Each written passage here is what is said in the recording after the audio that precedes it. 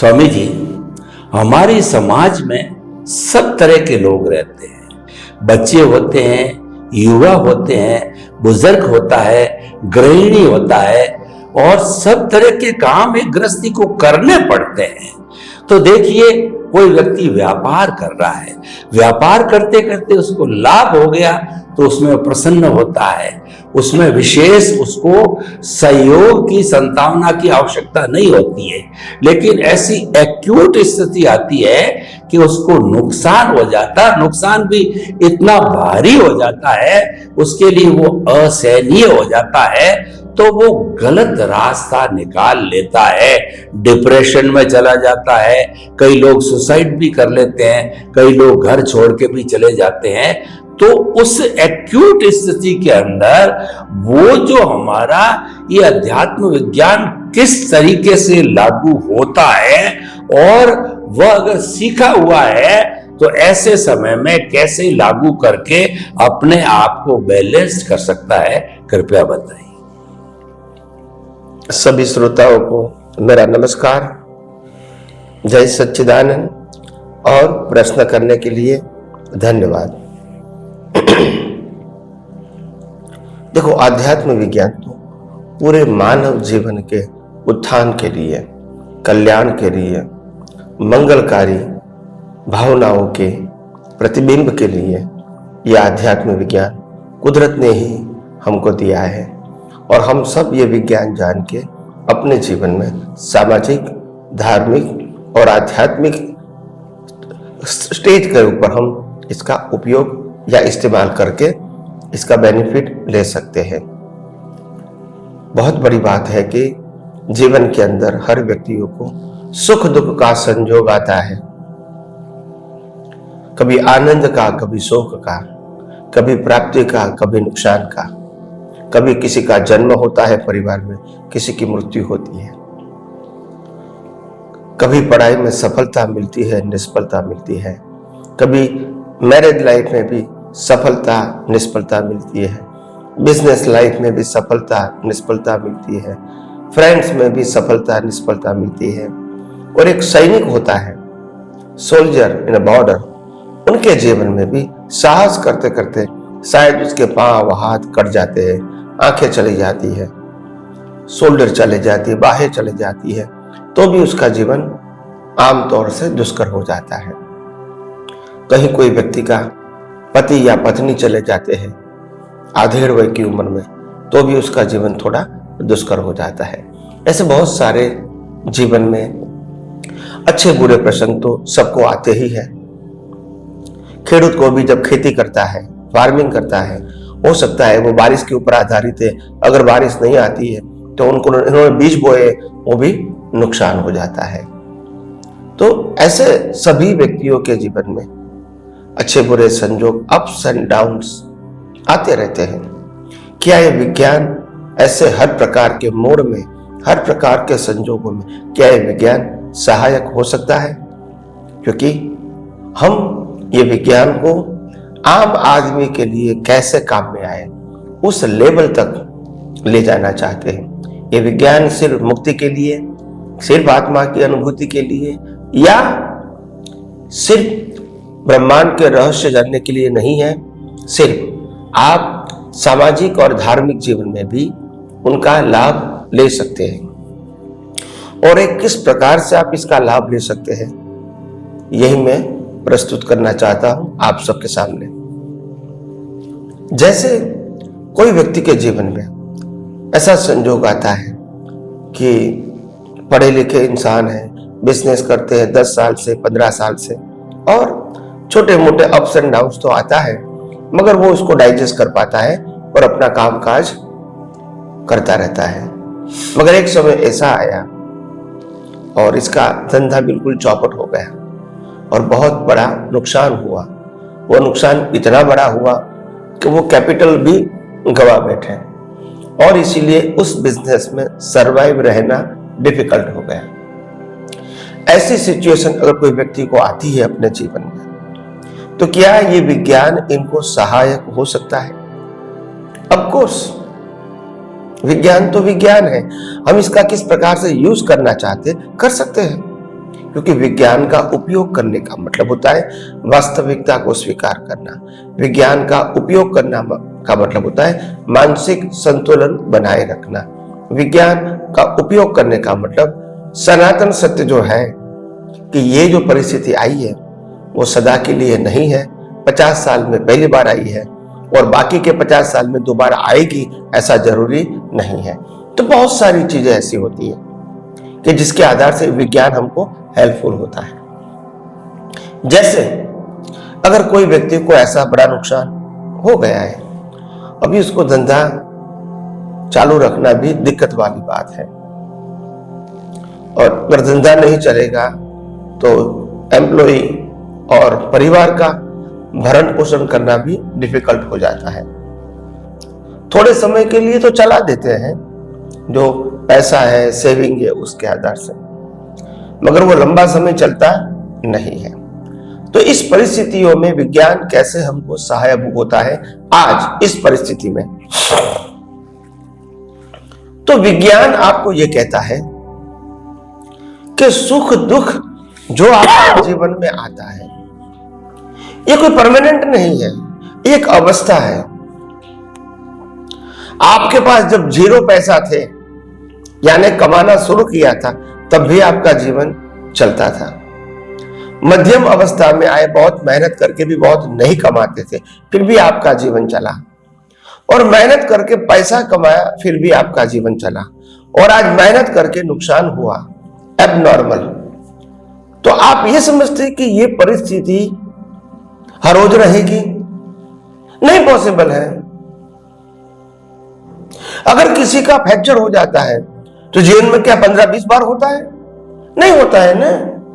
तो एक बार फ्रैक्चर हो गया, भुगतान हो गई, 4-6 महीना हमको आराम करना पड़ा, ठीक है, मगर उस परिस्थिति को सोच सोच कर हम बाकी की जिंदगी के ऊपर बोझ डाल दे कि अभी हम कुछ नहीं कर सकते, कुछ नहीं कर सकते, ऐसा नहीं है। यह सोच ही गलत है और कुदरत भी ऐसा नहीं कहती है। कुदरत यह कहती है कि तुम्हारा जो भारी कर्म था इसके भुगतान आपको हो चुकी है, और ये भारी कर्म जीवन में बार बार नहीं आते हैं, मगर आपको स्वस्थ रहकर आपको ये सोचना है कि आगे का जीवन में कैसे जीऊं, इनके लिए प्रयास करो। एक लॉस हो गया है इसके बारे में बार बार सोचने की जरूरत नहीं है। जो होना था वो हो चुका है, उसमें कोई परिवर्तन नहीं होगा, मगर कल क्या होगा उसके लिए आज जिम्मेदार नहीं हो। कल भी क्या होगा, परसों भी होगा, उसके लिए पिछला अवतार के कर्म जिम्मेदार है, आज की परिस्थिति जिम्मेदार नहीं है। तो आपको समझना पड़ेगा कि एक प्रकार का भारी नुकसान भी बार बार नहीं आता है और वो परिस्थितियां परमानेंट नहीं रहती हैं। तो उनको धीरे धीरे उसमें से बाहर निकल के कुछ ऐसा सोचे, कुछ नया रास्ता ढूंढे, ताकि हमारा अटेंशन, इंटरेस्ट वहां चला जाए और धीरे धीरे हमारी गाड़ी पटरिया पे आ जाए। क्योंकि आम लोग ऐसे होते हैं, ऐसी बड़ी मार आती है तो या तो सुसाइड करने का सोच लेते हैं, या तो भाग जाने का सोच लेते हैं, या तो बहुत सारा हैवी डिप्रेशन आता है तो वो कुछ नहीं कर पाता है। तो मैं समझता हूं कि ये भले ही ये रास्ता है और कहीं लोग इसको अपनाते हैं, मगर मैं कहता हूं ये विज्ञान आपको ऐसी परिस्थितियों में भी सर्वाइव रखता है और आपको सहाय देता है, कॉन्फिडेंस देता है कि आपके जीवन में जो होना था वो हो गया। उसका मतलब ये नहीं है कि ये गलत है, वो गलत परमानेंटली रहेगा, नहीं, ये भी एक कर्मों का फल था। जैसे राम को वनवास जाना पड़ा, ये कर्मों का फल था। बार बार दोबारा कभी नहीं गए, हजारों साल की उम्र में सिर्फ 14 साल गए, बाकी नहीं गए। राम की सीता एक ही बार उठा के ले गया कि बार बार तो नहीं ले गए। तो इसलिए एक बार होने से बार बार ऐसा होगा, ऐसा सोच के हम अपने आप को डिप्रेस कर देंगे और हम अपने आप को आगे सोचने का ही बंद कर देंगे, वो करेक्ट नहीं है। जीवन जीने के लिए होता है, मरना तो कुदरत बता देंगे संजोग। आत्मविश्वास से जीवो, संजोग में जीवन में अप्स एंड डाउन्स आएंगे, बम्प हेड भी आएंगे, पहाड़ भी आएंगे, समंदर भी आएंगे, सामना भी करना पड़ेगा, हवा भी आएगी, तूफान भी आएगा, सब कुछ आएगा। हमको कैसे आगे बढ़े वो ही देखना है। क्योंकि एक बात ध्यान में रखो, जो व्यक्ति अपने जीवन में आगे का ही सोचता है, पीछे का भूल जाता है, वो ही जीवन में आत्मविश्वास के साथ जी सकता है। अगर पिछली बातें सब सोचेंगे तो आप एक प्रकार के प्रेशर से जिएंगे, और ये प्रेशर सही नहीं है। ये आपका मिसअंडरस्टैंडिंग है, ये आपका गलत वहमी है, गलत प्रकार की सोच है। कुदरत का कानून बिल्कुल साफ है। वो कहता है कल तक जो हो गया वो आपके जीवन का हिस्सा था, मगर वो समाप्त हो चुका है और हमने अपने मस्टर में से भी इसको निकाल दिया है। आप आपके दिमाग में से निकाल दो और आज क्या करना है, आज कैसे जीना है, उसके लिए सोचो, तो आप फ्रेश रहोगे। विदाउट लोडेड आज के लिए आप सोच सकोगे। मगर पूरी पिछली कहानी दिमाग में रख के उनके साथ सोचोगे तो फिर लोड हो जाएगा। तो मेरा कहने का मतलब है, आध्यात्म विज्ञान में भी ये बताता है, हो सके इतना वर्तमान में रहने की कोशिश करो। वर्तमान ही वास्तविकता है, भूत भविष्य वास्तविकता नहीं है। हमारे लिए आज क्या है वो वास्तविकता है, फैक्ट है। कल क्या हो, कल तक क्या हो चुका है और भविष्य में क्या होगा वो आज की इस समय की वास्तविकता नहीं है। इसको सोचकर काम करना करेक्ट नहीं है।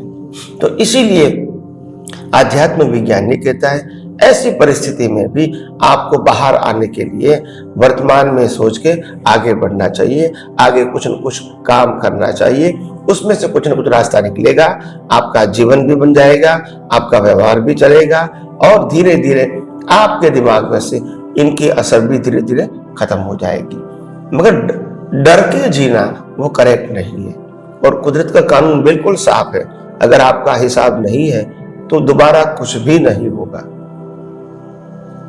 तो और दूसरी बात यह है, कुदरत ये भी कहती है कि जहां तक आपको जिंदा रहना है वहां तक हवा, पानी और खुराक और बाकी सब सुविधा देना वो मेरी जिम्मेदारी है, आपकी जिम्मेदारी नहीं। अच्छे बुरे संजोग आएंगे मगर आप सर्वाइव रहेंगे, वो जिम्मेदारी कुदरत की है। तो इसीलिए हम स्वस्थ रह के हर परिस्थितियों को स्वीकार करके आत्मविश्वास के साथ, आत्मोल्लास के साथ और वर्तमान में रह के अगर हम आगे बढ़ने की कोशिश करते हैं तो मैं समझता हूं जीवन में ऐसी कोई घटना नहीं होती है जो हमको बोझ बने, हमको डिप्रेशन में ले जाए, हमको सुसाइड की ओर ले जाए या तो हमको घर से भाग जाने के लिए प्रेरित करे। ये कोई जरूरी बात नहीं है। ये सब जिसका माइंड वीक है वही ये सोचता है, जो समर्थ है, सशक्त है, वो भागने का नहीं सोचता है।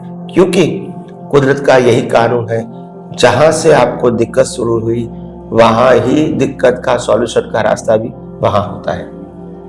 तो भाग जाना वो एक सॉल्यूशन नहीं है। आप हार गए। तो इसीलिए मैं कहता हूं, आइए हम सब आध्यात्म विज्ञान की सहायता से हमारे जीवन के सभी प्रश्नों का ऐसा समाधान पाए ताकि हम वर्तमान में भी आत्मविश्वास के साथ अपना जीवन आगे बढ़ा सके। स्वामी जी, आपका बहुत बहुत धन्यवाद। आपने बताया कि अध्यात्म विज्ञान हर व्यक्ति, हर परिस्थिति, हर जगह, हर स्थान पर लागू होता है और कार्यकारी है, क्योंकि ये कुदरत से जुड़ा हुआ है।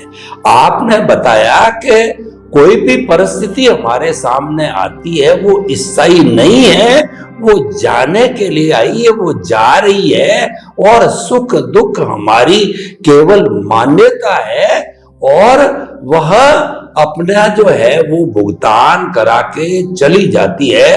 तो हमें अध्यात्म विज्ञान ये बताता है, आप वर्तमान में रहो, आप सकारात्मक सोचो। जो चला गया है भूतकाल, उसमें ज्यादा समय लगाने की जरूरत नहीं। और क्या होगा ये तो आपका विषय ही नहीं है, ये तो कुदरत जानती है। आप तो वर्तमान में always remain in the present. Yesterday has gone away, tomorrow never exists. The moment of its present is with you to do something. इसको जो कहा जाता है, ये सारा जो है वो प्रेजेंट के अंदर रहना, ये भावक क्रिया है। और ये भावक क्रिया वर्तमान जीवन, आने वाले जीवन, अध्यात्म को और मुक्ति के मार्ग सबको सरल बताती है। यानी आप सकारात्मक सोच के साथ में आप चलते रहो, नकारात्मक को आप हटा दीजिए। स्वामी जी आपका बहुत बहुत धन्यवाद, आपके प्रति कृतज्ञता। जय सच्चिदानंद। जय सच्चिदानंद।